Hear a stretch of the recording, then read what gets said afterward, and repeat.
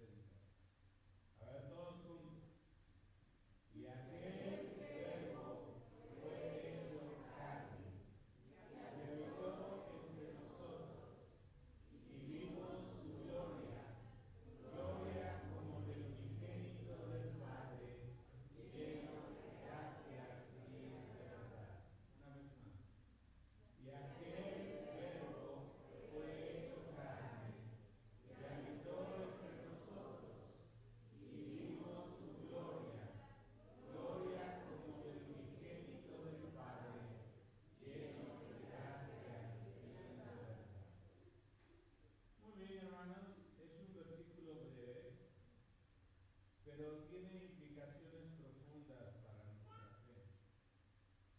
De hecho, el capítulo 1 de Juan es un capítulo que vale la pena leer y reflexionar una y otra vez, porque nos recuerda la grandeza de nuestro Salvador, nos recuerda nuestra pequeñez y también nos recuerda la salvación tan grande que hemos recibido de parte de Él. Es increíble, hermanos, que el Dios Santo, creador de todo lo que existe, ame a pecadores como nosotros. Muchas personas que no son creyentes piensan que las personas que venimos a una iglesia nos sentimos moralmente superiores a los demás, pero nada más lejos de la realidad. Los que estamos aquí, hermanos, hemos descubierto cuán pecadores somos, cuánta maldad hay en nuestro corazón, cuánto necesitamos ser regenerados, transformados por Dios para dejar esa vida vacía y sin sentido y poder descubrir una vida plena, con sentido, y descubrir el propósito por el cual este Dios que creó los cielos y la tierra nos...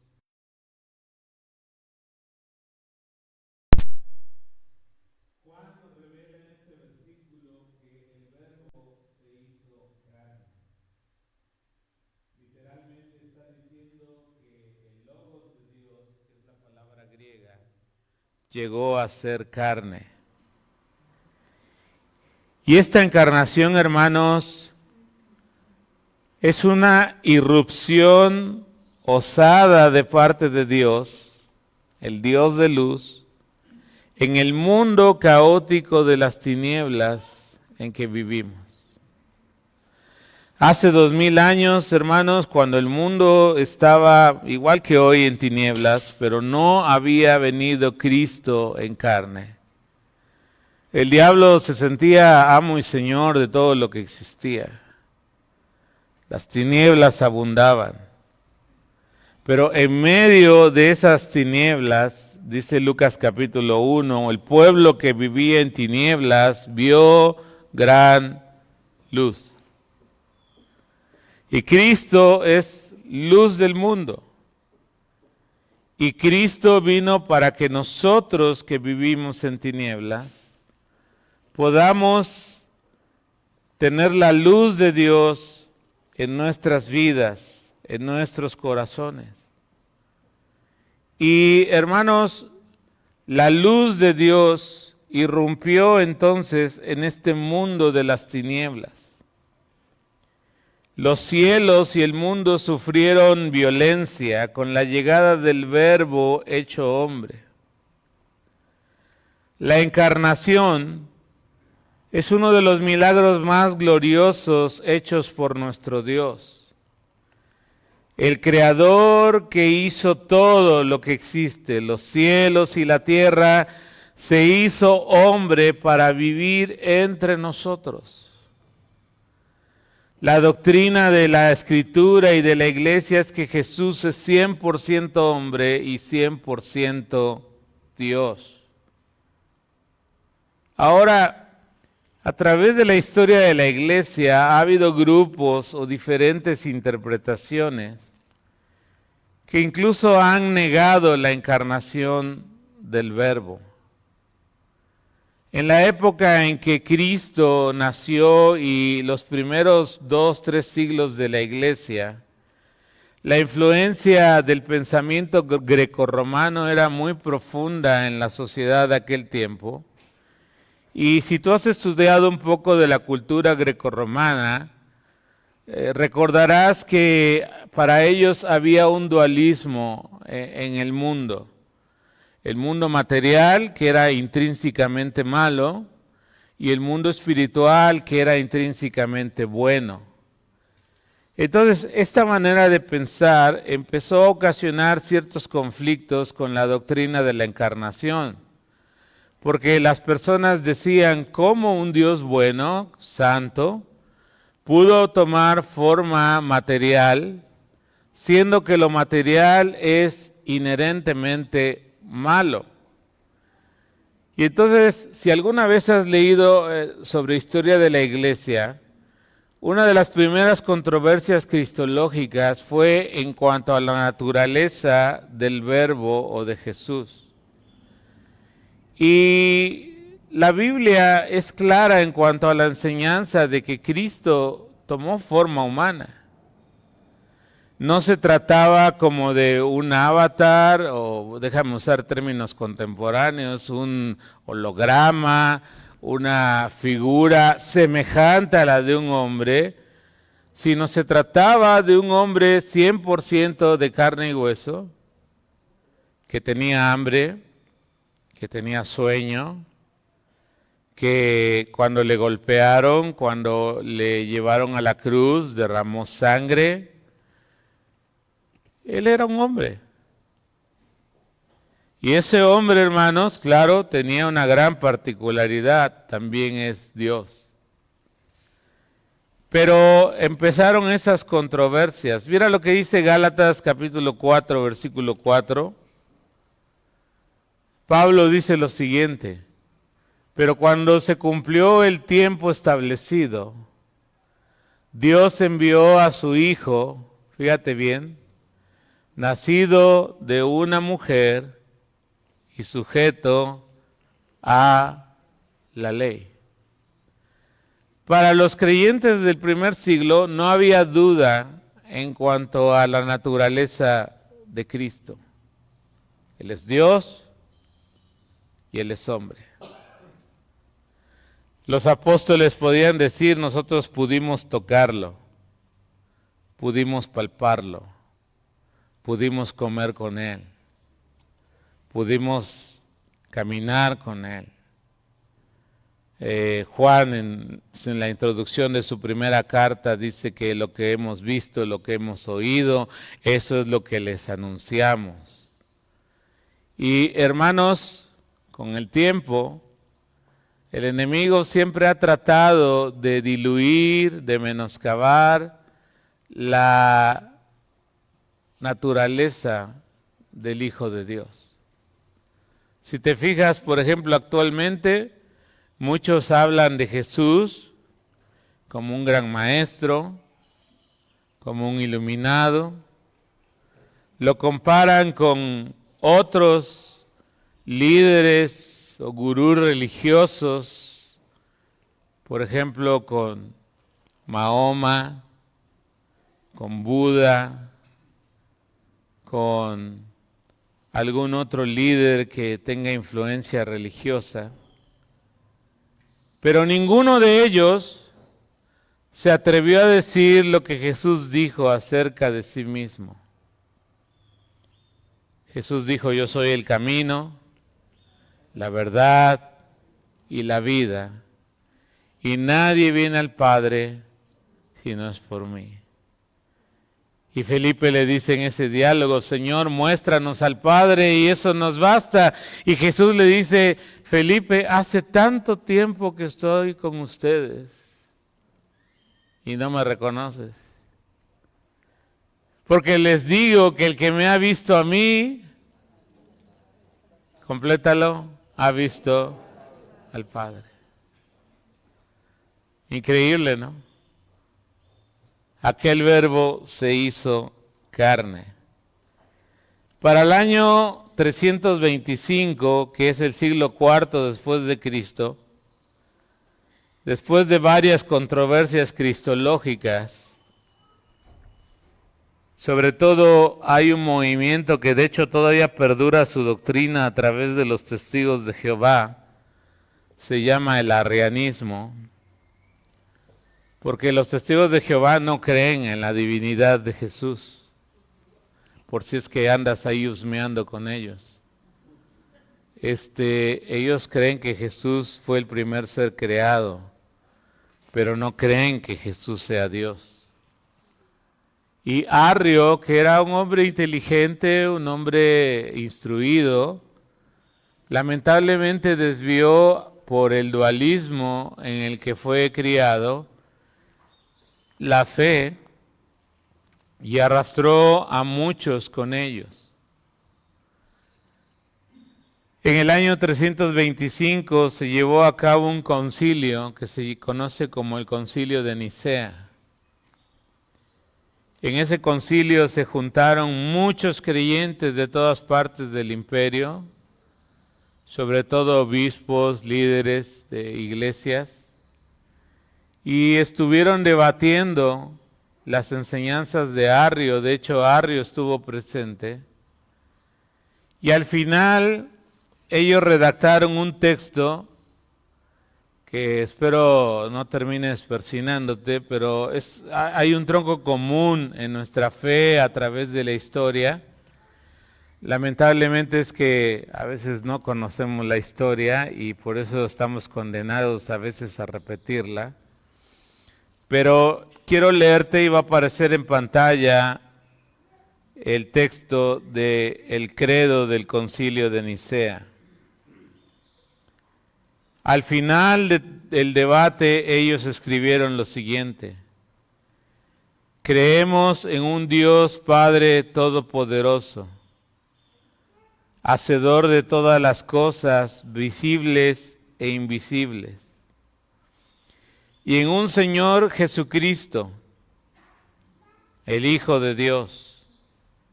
Y vean aquí lo detallado que ellos hacen para dejar clara la naturaleza del Hijo. Engendrado como el unigénito del Padre, es decir, de la sustancia del Padre. Dios de Dios, luz de luz, Dios verdadero de Dios verdadero, engendrado, no hecho, consustancial al Padre, mediante el cual todas las cosas fueron hechas, tanto las que están en los cielos como las que están en la tierra, quien para nosotros los humanos y nuestra salvación descendió, se hizo carne, se hizo humano y sufrió y resucitó al tercer día y vendrá a juzgar a los vivos y a los muertos y en el Espíritu Santo. Este texto, hermanos, relata o nos refleja la fe de los creyentes del siglo IV. Jesús es Dios. Amén. Entonces, a ver, vamos a repetir la primera parte del versículo. Y aquel verbo fue hecho carne. Ahí dice se hizo, pero el texto en Reina Valera dice, y aquel verbo fue hecho carne. La segunda parte dice, y habitó entre nosotros, y vimos su gloria, gloria como la del unigénito del Padre. A ver, vamos a juntar las dos frases. Y aquel verbo fue hecho carne, y habitó entre nosotros, y vimos su gloria, gloria como del unigénito del Padre. Dios quiso empatizar con nosotros, sus criaturas, y tomó forma de hombre. Dice el dicho mexicano, ¿no? ¿Quieres conocer a Andrés? Vive con él un mes, ¿no? Y Dios quiso vivir entre nosotros a través de la encarnación del Verbo. Y eso tiene implicaciones muy hermosas para nosotros. ¿Puedes poner la diapositiva, por favor? Por lo menos hay 4 cosas que Dios hace al habitar entre nosotros. De hecho, la idea de habitar es mudar su lugar de vivienda. Literalmente se podría traducir que puso su tienda entre nosotros. para vivir entre nosotros, para experimentar lo que nosotros vivimos como seres humanos. Porque fíjate que un gran problema de la religión tradicional es que nos hace ver a Dios lejano, distante, frío. Un policía que nomás está mirando a ver en qué te equivocas para darte un macanazo. Un Dios al que hay que ganarnos su favor y a lo mejor prometerle hasta lo que no podemos hacer, porque solo así creo que va a escuchar mi voz y me va a conceder algo que necesito. Pero el Dios revelado en las Escrituras, hermanos, justo es completamente de opuesto. Es un Dios cercano, un Dios de amor, un Dios que escucha, un Dios que abraza, un Dios que sana, un Dios que busca al perdido, un Dios que no rechaza a aquellos que son rechazados por la sociedad, un Dios que recibe a todo aquel que Él viene, un Dios que da descanso a aquel que está cansado, un Dios que no tiene ningún problema en relacionarse con prostitutas, con cobradores de impuestos, con pecadores, como nosotros. Por eso te digo que el mundo te quiere ocultar al Cristo de los evangelios, porque no quiere que conozcas al Cristo vivo, al Cristo real, al Cristo que está ahí listo para tomar nuestras vidas y recordarnos cuánto nos ama. El Cristo revelado en la Biblia, por lo menos 4 cosas ha hecho. En primer lugar, Él habitó entre nosotros para relacionarse con nosotros. En segundo lugar, habitó entre nosotros para revelarnos a Dios, su persona, su obra, su carácter. En tercer lugar, el Cristo revelado en las Escrituras vino para redimirnos de nuestro pecado. Y finalmente, Cristo vino para reinar sobre su creación. Si te fijas, no son pocas las implicaciones de su encarnación. Él quiere relacionarse, Él quiere revelarnos a Dios, Él quiere redimirnos de nuestro pecado y finalmente Él va a reinar sobre su creación. Relacionarse.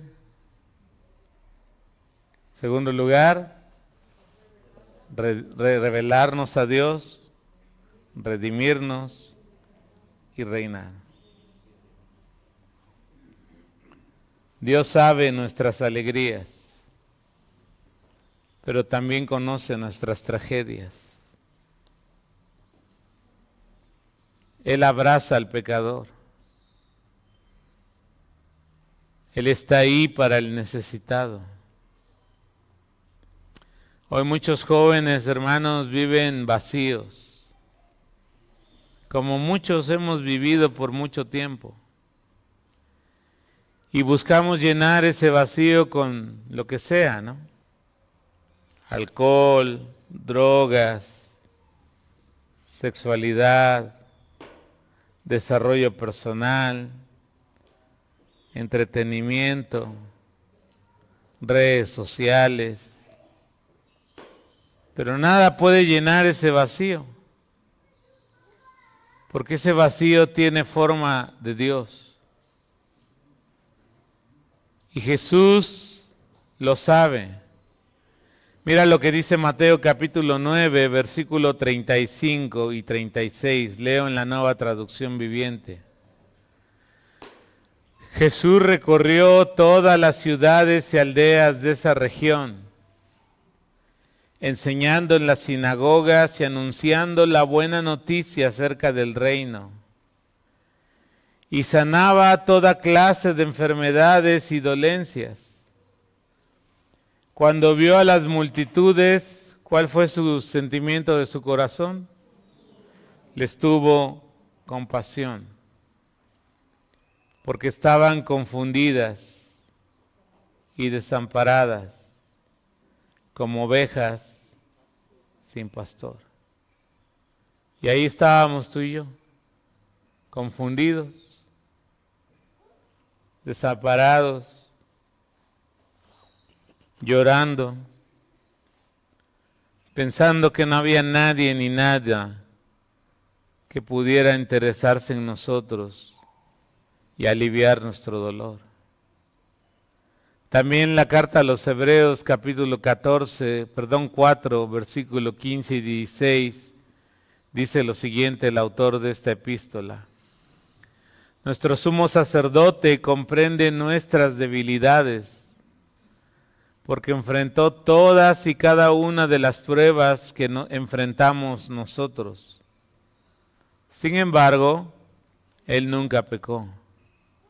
Así que, acerquémonos con toda confianza al trono de la gracia de nuestro Dios. ¿Cuál es la invitación? Acerquémonos. Allí recibiremos su misericordia y encontraremos la gracia que nos ayudará cuando más la necesitemos. En el día más oscuro de tu vida, cuando más necesites el socorro de alguien, probablemente no estén tus amigos, probablemente no estén tus followers de Insta o de TikTok, probablemente no estén ahí ni siquiera tus padres, pero Dios está presente para socorrerte. Y ahí encontrarás la ayuda que tanto necesitas. Y aquel Verbo fue hecho carne y habitó entre nosotros y vimos su gloria. Gloria como la del unigénito del Padre, lleno de gracia y de verdad. Jesús, hermanos, nos revela la gloria de Dios. Y la gloria de Dios es su carácter y sus atributos. A veces Dios nos parece incomprensible, como que no podemos entenderlo, como que lo sentimos fuera de nuestro alcance y de nuestro nivel. Y Dios no está esperando que tú subas a Él y lo entiendas.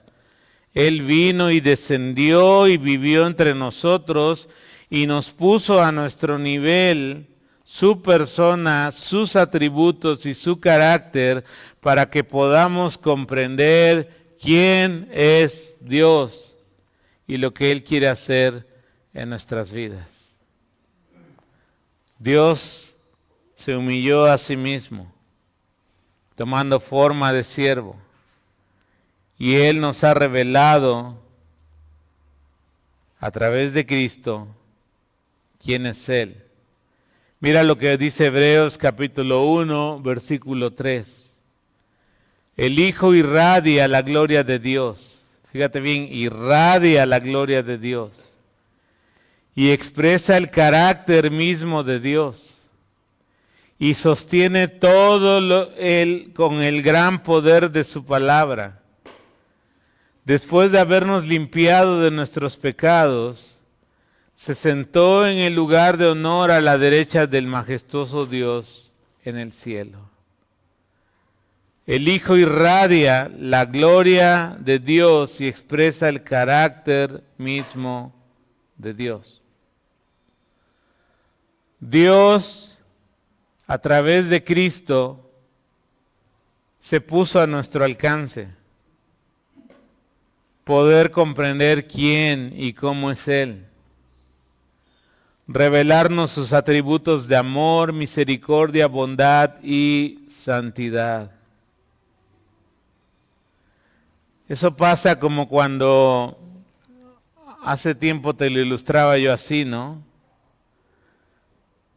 Cuando uno muchas veces estudia matemáticas en la escuela, un gran problema de la pedagogía de nuestro tiempo es que no nos lleva la matemática a algo más comprensible. Tú ves una ecuación y dices, ¿y qué es eso? ¿No? Pero cuando toma una forma comprensible, nos damos cuenta que ahí está algo más tangible para nosotros. Y te voy a poner un ejemplo. X al cubo más Y al cubo es igual a R, el radio, al cubo. Y yo te preguntaría, ¿y qué es eso? ¿Qué es eso? Una esfera, un balón de fútbol. Y cuando yo te presento un balón de fútbol y te digo, mira, este es X al cubo más Y al cubo igual a radio al cubo, adquiere una forma más tangible. Eso es lo que hizo Cristo con nosotros. Traer a ese Dios que a lo mejor no podemos entender, no podemos imaginar, pero ponerlo a nuestro alcance y mostrarnos que Él es tangible, que lo podemos conocer, que lo podemos palpar, que podemos relacionarnos con Él. Mira lo que dice el siguiente versículo. ¿Tenemos otro? ¿O ya me brinqué?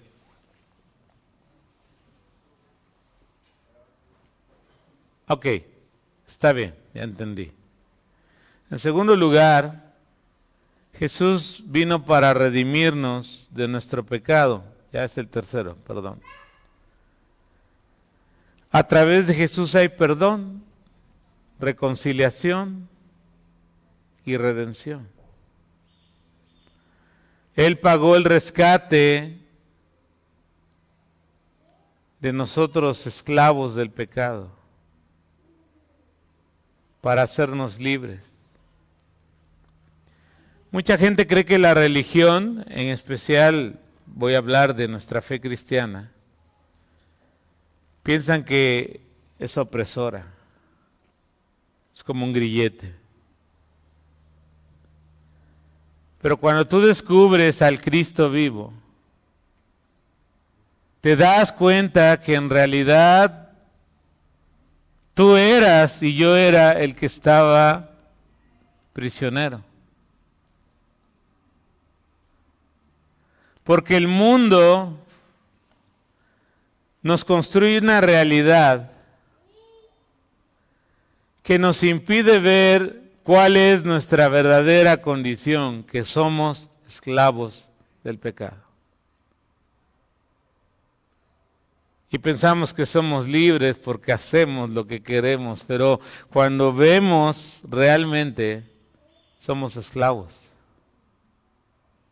No hay manera de librarse de esa vida. Quieres dejarla, quieres cambiar, pero hallamos una naturaleza pecaminosa que ¿qué es lo que hace? Nos lleva siempre en dirección a lo que sabemos. Uno, que ofende la santidad de Dios, pero dos, que es algo completamente dañino para mí mismo y para los que nos rodean. Pero Cristo quiere liberarnos. Y Él pagó nuestra redención. Pagó un rescate. Mira lo que dice Primera de Juan capítulo 4 versículos 9 y 10. Dios mostró cuánto nos ama al enviar a su único Hijo al mundo, para que tengamos vida eterna por medio de Él. En esto consiste el amor verdadero, no en que nosotros hayamos amado a Dios, sino en que Él nos amó a nosotros y envió a su Hijo como sacrificio para quitar nuestro pecado. Déjame ilustrártelo así. Cuentan la historia de un hombre allá en Inglaterra. Era hijo de un carpintero. Y él desde su adolescencia empezó a aprender la carpintería. Y uno de sus hobbies al que le invirtió mucho tiempo y dinero fue construir un barco, porque en su pueblo cruzaba un río. Y entonces trabajó horas y detalles en el barco y finalmente tenía un barco hermoso. Y llegó la hora de la prueba de fuego. ¿Cuál era la prueba de fuego? Si el barco podía navegar. Entonces él tomó su barco y lo llevó al río y lo puso ahí en la orilla del río. ¿Y qué crees que pasó? Navegó el barco. Pero el gran problema es que lo hizo tan bien el barco que de repente las corrientes del río se llevaron el barco y ya no pudo él alcanzarlo y el barco se fue. Años después, cuando él ya era un hombre, visitó una ciudad que estaba aguas abajo del río. Y en una tienda de artesanías, en la vitrina, vio su barco ahí. Y lo reconocía porque él había hecho cada detalle del barco. El gran problema es que ahora el barco tenía un costo. Alguien lo encontró y alguien lo vendió en la tienda de antigüedades, de artesanías, pero ahora el barco tenía un precio y era un alto precio porque era una artesanía. Alguien había gastado horas y horas en hacerlo a mano. Y entonces él miró su cartera, su bolso en aquel entonces, y vio que apenas tenía para pagarlo. Pero él tenía mucho amor, mucho aprecio por ese barco. Y entonces sacó su monedero y preguntó ya el precio final y le dijeron, pues vale tanto. Tomó las monedas de plata y pagó el precio del barco. Y cuando al final el dueño de la tienda le entregó el barco al hombre, el hombre pudo decir, ahora eres doblemente mío, porque yo te hice, pero yo también te volví a comprar. Y eso es lo que el Señor ha hecho con nosotros. Él nos hizo, pero Él nos ha vuelto a comprar a un altísimo precio. ¿Cuál es el precio? No fue oro, no fue plata, sino la sangre preciosa de Cristo, derramada en la cruz del Calvario. Imagínate cuánto vales para Dios, que Él es capaz de dar la vida de su propio Hijo, el Dios hecho hombre, para pagar nuestros pecados y redimirnos. Por eso cuando el mundo te diga que no vales, cuando tú mismo sientas que no vales, que no vale la pena vivir, no caigas en ese engaño. Tú eres muy valiosa, muy valioso. Y Dios te considera así a tal punto que Él dio su vida en la cruz para que tú sepas que Él te ama y que Él quiere redimirte. Amén. Finalmente, hermanos, el Señor ha venido para reinar sobre su creación.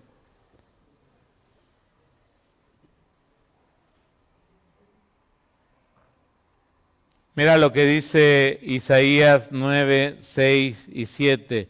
Eber Bautista nos mencionó algo de este versículo la semana pasada. Ah, caray, ya me extendí, ¿verdad? No le suelten el micrófono a un pastor porque se va largo, ¿no? Pues nos ha nacido un niño, un hijo se nos ha dado. Pero ahora mira lo que dice.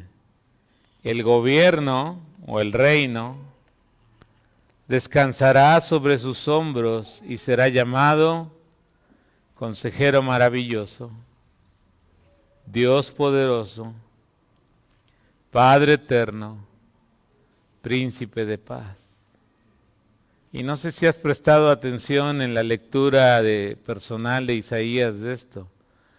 Su gobierno y la paz nunca tendrán fin. Reinará con imparcialidad y justicia desde el trono de su antepasado David por toda la eternidad.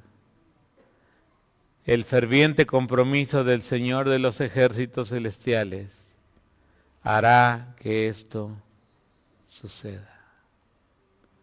Cristo es Rey y Él va a reinar aquí en la tierra. Y mi deseo y mi oración es que tú y yo seamos parte de ese reino. Y la única manera de ser parte de ese reino es que tú reconozcas que Jesús es mucho más que un pensador, que un filósofo o que un profeta. Que reconozcas que Él es Dios. Que te arrepientas de tus pecados. Que te entregues a Él, entregues tu vida, le pidas perdón. Y creas que creyendo en su nombre puedes tener salvación de la vida vacía que tenemos. Eso es todo.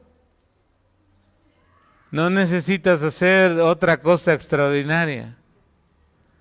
El Evangelio es muy simple. Cree en el Señor Jesucristo y serás salvo. Y a lo mejor si no eres cristiano dices, ¿y qué significa ser salvo? Significa ser libre. Philip Yancey, un autor cristiano, dice lo siguiente: nadie que encuentra a Jesús sigue siendo el mismo. Y yo creo que esa es la experiencia, y quisiera que fuera la de todos, pero es la experiencia de muchos de nosotros. Cuando Cristo llegó a nuestra vida, eso marcó un parteaguas, un antes y un después.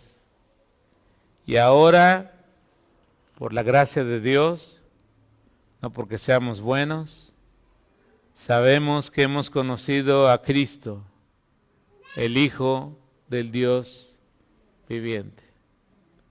Y aquel Verbo fue hecho carne y habitó entre nosotros, y vimos su gloria, gloria como del unigénito del Padre, lleno de gracia y de verdad. Padre, en el nombre de Jesús venimos delante de ti, agradecidos por el milagro de la encarnación, y queremos suplicarte, mi Dios, que cada uno de nosotros pueda hacer de esta Navidad algo diferente, que no quede en una tradición vacía, muerta, sino que podamos nacer de nuevo y que Jesús nazca en lugar de un pesebre en nuestro corazón. Ruego al Espíritu Santo que si alguien no te conoce aquí, puedas poner en su corazón el deseo de entregarse a ti y conocer a Cristo y puedas cambiar su vida. En tu nombre oramos. Amén. Dios bendiga su palabra, hermanos.